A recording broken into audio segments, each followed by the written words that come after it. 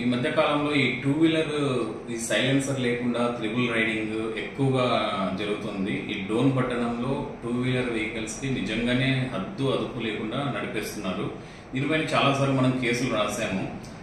Recent గా కూడా ఒక త్రిబుల్ రైడింగ్ మేము వెహికల్స్ చెకింగ్ లో ఉన్నాము. మా ముందే ఒక వెహికల్ త్రిబుల్ రైడింగ్ తో చాలా ఫాస్ట్ గా సైలెన్సర్ తీసేసి, ఇది ఒక పైశాచిక ఆనందం అనమాట. సైలెన్సర్ లేకుండా ఈ సౌండ్ పొల్యూషన్ చేసుకుంటూ డ్రైవ్ చేస్తుంటారు.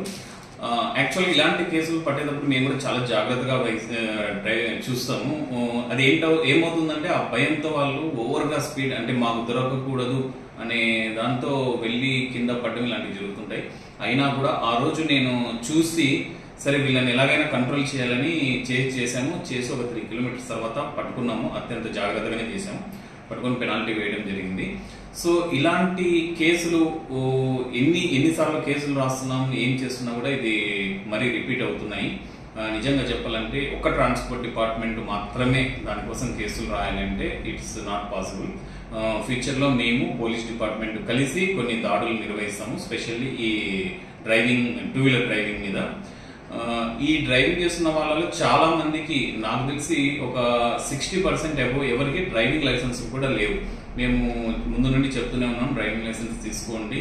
ఒకవేళ మీరు ఏదైనా యాక్సిడెంట్స్ జరిగినా కూడా మీకు ఇన్సూరెన్స్ అనేది వస్తుంది. తర్వాత మీరు ఏదైనా ప్రమాదం చేసినప్పుడు ఆపోజిట్ వెహికల్ వాళ్ళకు కూడా ఇన్సూరెన్స్ మీరే ఇవ్వాల్సి వస్తుంది, మీ తప్పు ఉంటే. కాబట్టి అలాంటప్పుడు మీరు డ్రైవింగ్ లైసెన్స్ ఉంటేనే మీకు ఇన్సూరెన్స్ అనేది వర్తిస్తుంది. తర్వాత ఈ త్రిబుల్ రైడింగ్ చాలా ఎక్కువగా ఉందన్నమాట. త్రిబుల్ రైడింగ్ కానీ లైసెన్స్ లేకుండా, ఇంకా ఇన్సూరెన్స్ లేకుండా కూడా చాలా ఉంది. ఇప్పుడు మీరు లైసెన్స్ తీసుకోమన్నప్పుడు లైసెన్స్ తీసుకుంటున్నారు, బట్ ఇన్సూరెన్స్ లేకపోతే లైసెన్స్ ఉన్నా కూడా వేస్ట్ అవుతుంది అనమాట. సో లైసెన్స్ ఉండాలి, అలాగే ఇన్సూరెన్స్ కూడా ఉండాలి.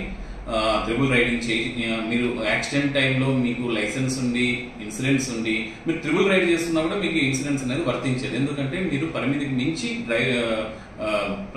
ప్రయాణిస్తున్నారు కాబట్టి ఖచ్చితంగా ఇన్సూరెన్స్ అనేది వర్తించదు. అలా ప్రయాణిస్తే యాక్సిడెంట్ అయ్యే అవకాశం ఉంది అని తెలిసి కూడా మీరు డ్రైవ్ చేస్తున్నారు కాబట్టి మీకు ఇన్సూరెన్స్ కూడా వర్తించదు.